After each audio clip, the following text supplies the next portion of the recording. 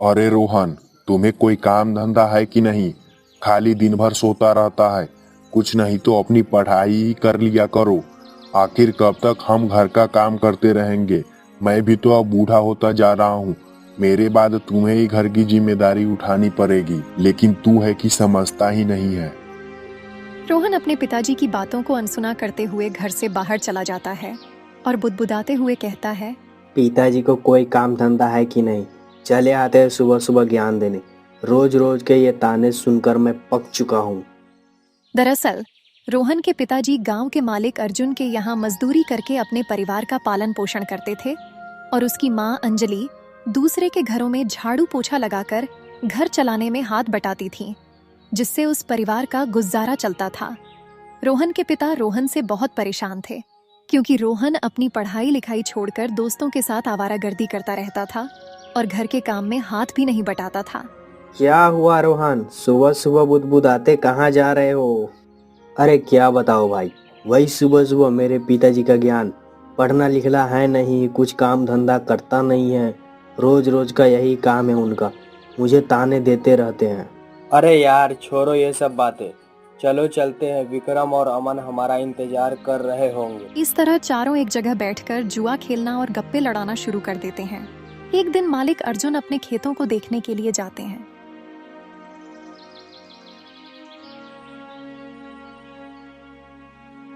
और सुरेश, कैसा काम चल रहा है?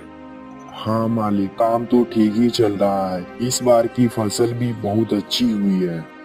सुरेश, तुम्हारा बेटा आजकल क्या कर रहा है?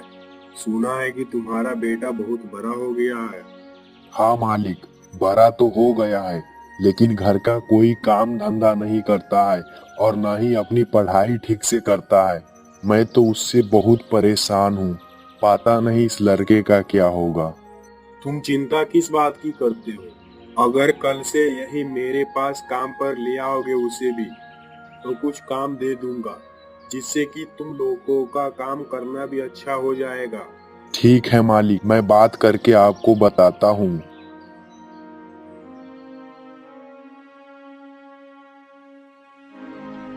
मालिक के जाने के बाद रोहन के पिताजी मन ही मन सोचते हैं, मैं नहीं चाहता कि मेरे बेटे की भी जिंदगी मेरे जैसे ही मजदूरी करते करते पार हो, लेकिन मैं इसको कैसे समझाऊं? यह लड़का तो मेरी एक भी बात मानता ही नहीं है। हे ऊपर वाले, अब तू ही मेरे इस बच्चे को बुद्धि दो, ताकि वो मेहनत करके कोई बड़ा अफसर बन जाए। इतना बोलकर सुरेश अपने घर की तरफ आने लगते हैं। फिर उसकी बीवी अंजलि उसे परेशान देखकर पूछती है, क्या हुआ जी, आप इतने परेशान क्यों लग रहे हैं? अरे क्या बताऊं, आज काम पर मालिक जी आए थे और मालिक ने कहा कि रोहन को भी खेती बाड़ी का काम करने के लिए ले आया करो। ये बात सुनकर मुझे बहुत ही बुरा लगा और मैं नहीं चाहता हूँ कि मेरी तरह रोहन की जिंदगी भी मजदूरी करते करते गुजरे। तुम क्या कहती हो इस बारे में? जी, आप तो रोहन का भला ही सोच रहे हैं, लेकिन क्या करें, यह लड़का हम लोगों का सुनता ही नहीं है। मैं तो चाहती हूँ रोहन पढ़ लिख कर बड़ा अफसर बन जाए, लेकिन इस नालायक को कब अक्ल आएगी पता नहीं। इसकी चिंता मुझे खाए जा रही है। आप कुछ खा लीजिए, नहीं तो चिंता करते करते तबीयत खराब कर लीजिएगा। फिर अफसर तो छोड़ो, हमारा घर भी चलना मुश्किल हो जाएगा।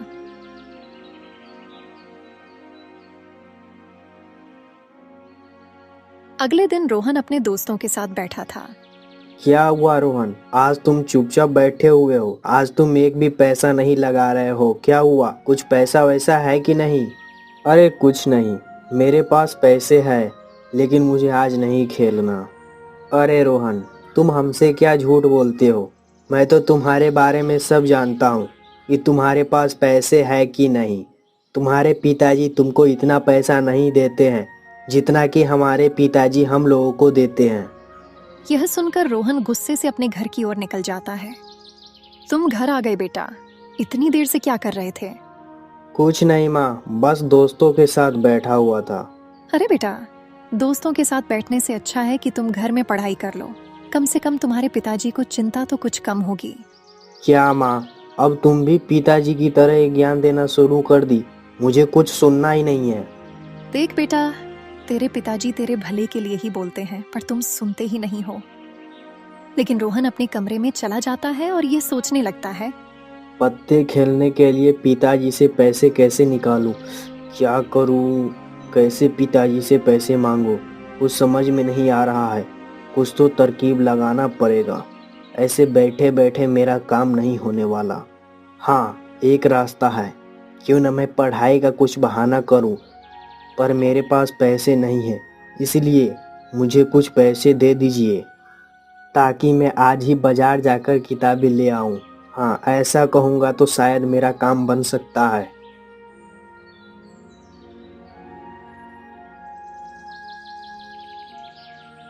माँ, मुझे किताब खरीदने हैं, पर मेरे पास पैसे नहीं हैं। आप पिताजी से कहिएगा कि मुझे कुछ पैसे दे दे। मैं खुद ही बाजार से किताब खरीद लाऊंगा। ये तो बहुत ही अच्छी बात है बेटा। ठीक है, मैं तुम्हारे पिताजी से बात करके पैसे देती हूँ। तभी वहाँ सुरेश आ जाता है। अच्छा हुआ आप आ गए, मुझे आपको एक बात बतानी है। बोलो, क्या बात है? वो रोहन को कुछ पैसे चाहिए नई किताबें लेने के लिए।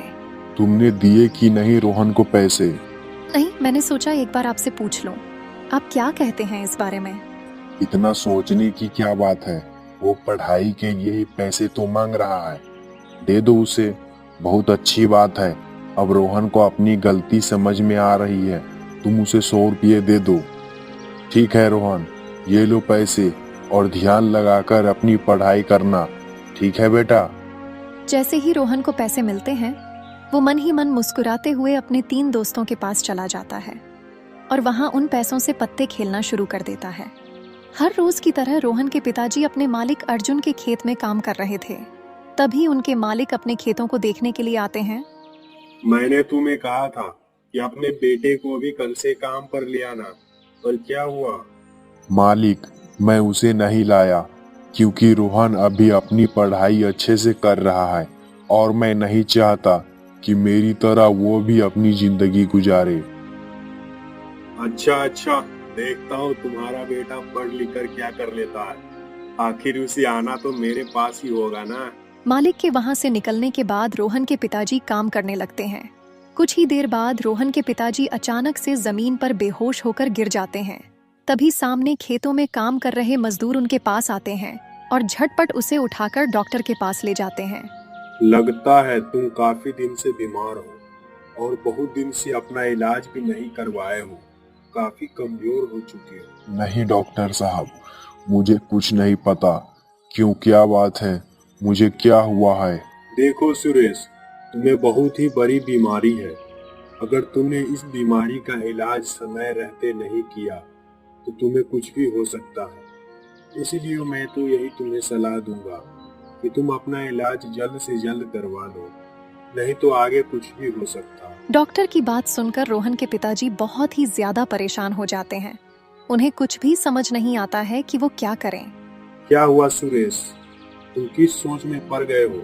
कुछ नहीं डॉक्टर साहब, बस ऐसे ही। ठीक है, अब मैं चलता हूँ। ये सोचते हुए रोहन के पिताजी अपने घर की ओर चले जाते हैं। पिताजी, मुझे कुछ और पैसे चाहिए। मेरे कॉलेज में पढ़ाई के लिए और पैसे लग रहे हैं। अभी तो मेरे पास पैसे नहीं है रोहन, लेकिन कोई बात नहीं, मैं शाम तक तुम्हें पैसे दे दूंगा।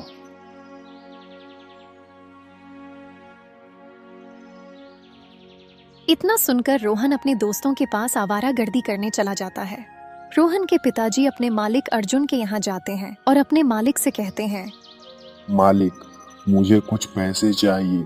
आपका काम करके सारे पैसे चुका दूंगा, लेकिन अभी मुझे थोड़े से पैसे दे दीजिए। मुझे कुछ पैसों की बहुत जरूरत है। अभी तो मेरे पास पैसे नहीं है और जितने भी पैसे थे मैंने सब काम पर लगा दिए और इसलिए अभी तो मैं तुमको पैसे नहीं दे सकता। ऐसा मत बोलिए मालिक, अगर आप मेरी मदद नहीं करेंगे तो मैं किसके पास जाऊंगा? हाँ, अरे मैंने कहा ना, मेरे पास पैसे नहीं है। होता तो मैं तुम्हारी मदद जरूर कर देता। यह सुनकर सुरेश अपने घर की ओर चले जाते हैं और अपनी पत्नी अंजलि की ओर देखते हैं और उनसे कहता है, रोहन की माँ, मैं अपने मालिक के पास गया, लेकिन मालिक ने पैसे देने के लिए मना कर दिया और मैंने रोहन से कहा कि शाम तक तुम्हें पैसे दे दूंगा। ये तो बहुत ही मुश्किल बात हो गई। अब आप क्या कीजिएगा? रोहन को कहाँ से पैसे लाकर दीजिएगा? अगर तुम बुरा ना मानो तो मैं एक बात बोलूं, यह तुम्हारे गले का सोने का जो हार है, इसे बेचकर जो पैसे आएंगे रोहन की पढ़ाई के लिए दे देंगे। तुम क्या चाहती हो? मुझे कोई दिक्कत नहीं है। मेरे गले के हार से अगर कुछ पैसा आ जाता है यह तो बहुत अच्छी बात है। ये लीजिए, आप इसे बेचकर पैसे ले आइए और रोहन को दे दीजिएगा। फिर रोहन के पिताजी वह हार लेकर बाजार की ओर चल पड़ता है और वो हार सोनार को बेच देते हैं। फिर सोने का हार बेचकर पैसे ले आते हैं और रोहन को दे देते हैं। फिर कहते हैं, बेटा तुम चिंता मत करो, हम हमेशा तुम्हारे साथ खड़े हैं। तुम बस अपनी पढ़ाई पर ध्यान लगाओ। लेकिन रोहन को ये सब बातें समझ नहीं आ रही थीं। वो तो पत्ते खेलने पर ध्यान लगाए हुए था और वह पिताजी से पैसे लेकर फिर से पत्ते खेलने चला जाता है और अपने तीनों दोस्तों के साथ पत्ते खेलने लगता है। रोहन के पिताजी रास्ते से ही कहीं गुजर रहे थे। तभी एक गांव वाले व्यक्ति ने रोहन के पिता से कहा, शिव शिव, अरे सुरेश भाई, आप इधर किधर जा रहे हो? बस अपने काम पर जा रहा हूँ। घर में सब कुछ ठीक है ना? और बताइए, आपका बेटा कैसा है? हाँ सब कुछ ठीक है, बस मैं अपने बेटे को अच्छे से पढ़ाना चाहता हूँ ताकि वो अपने जीवन में कुछ कर ले और मेरी तरह मजदूरी करके अपनी जिंदगी ना बिताए। आपके मेहनत का पैसा आपका बेटा जुए में लगा रहा है। मैं अपनी आंखों से देख कर आया हूँ। आपको अगर विश्वास नहीं हो रहा है मेरी बातों पर तो जाइए, गांव के चौराहे पे रोहन और उसके कुछ दोस्त जुआ खेल रहे हैं। आप अपनी आंखों से देख लीजिए। गांव वाले की बात सुनकर सुरेश चौराहे की ओर जाकर देखते हैं कि उनका बेटा सच में जुआ खेल रहा है। यह देखकर उन्हें बहुत ही अफसोस होने लगता है और अपने घर जाकर अपनी पत्नी अंजलि से कहते हैं, हमने जो पैसे रोहन को पढ़ाई के लिए दिए थे वह पैसे ले जाकर रोहन जुए में लगाता है और यह मैं अपनी आंखों से देख कर आया हूँ। हे जी, ये आप क्या कह रहे हैं? मेरा बेटा जुआ कभी नहीं खेल सकता। मुझे उस पर पूरा विश्वास है। अरे पहले मुझे भी ऐसा ही लगता था कि रोहन ये सब नहीं कर सकता, लेकिन मैंने अपनी आंखों से देख कर आया हूँ। ये बात करते करते रोहन के पिताजी जोर जोर से खांसने लगते हैं। ये आपको क्या हो गया जी? आप इतना खांस क्यों रहे हैं? आप बताएंगे क्या हुआ आपको? मैंने तुमसे बहुत बड़ी बात छुपाई। सोचा था अभी नहीं कहूँगा, लेकिन बता देता हूँ। जिंदगी का क्या भरोसा कि कब क्या हो जाए। मैं बहुत ही बड़ी बीमारी का शिकार हूँ। मैंने सोचा था रोहन कुछ पढ़ लिख कर बड़ा अफसर बन जाएगा, तब मैं अपना इलाज कराऊंगा। लेकिन अब ऐसा नहीं लगता कि वो कुछ बन पाएगा और न ही हमारे पास इतना पैसा कभी आएगा जो कि मैं अपनी इलाज के लिए खर्च कर सकूं। आपने इतनी बड़ी बात मुझसे कैसे छुपाई? आप चिंता मत करो, कुछ नहीं होगा आपको। आपको भगवान सब कुछ ठीक कर देंगे। सब कुछ ठीक हो जाएगा। चलो बस अब आराम करो। और ऐसे ही कुछ दिन बीत गए और रोहन के पिताजी की तबीयत और ज्यादा खराब हो गई और अचानक से एक रात को रोहन के पिताजी गुजर जाते हैं। तभी रोहन की माँ बिलख बिलख कर रोने लगती हैं और रोहन की ओर देखकर कहने लगती हैं, क्या हो गया ये? हमने कितना सपना देखा था कि हमारा बेटा पढ़ लिख कर कुछ बड़ा अफसर बनेगा। वो बीमार थे लेकिन फिर भी अपनी चिंता न करके तुम्हारे बारे में सोचा। लेकिन तुमने क्या किया? अपने पिताजी के सारे मेहनत का पैसा जुए में लगा दिया। इस बात का तुम्हें थोड़ा भी अफसोस नहीं? आज जो कुछ भी हुआ तुम्हारे वजह से हुआ। मैं तुम्हें कभी माफ नहीं करूंगी। और ऐसे ही सभी कोई दुखी मन से रोहन के पिताजी के अंतिम संस्कार करने के लिए ले गए। तब रोहन को अपनी गलती समझ में आई। ये मैंने क्या कर दिया? आज अगर मेरे पिताजी की बात सुनी होती तो ये नहीं होता। आज पिताजी जिंदा होते।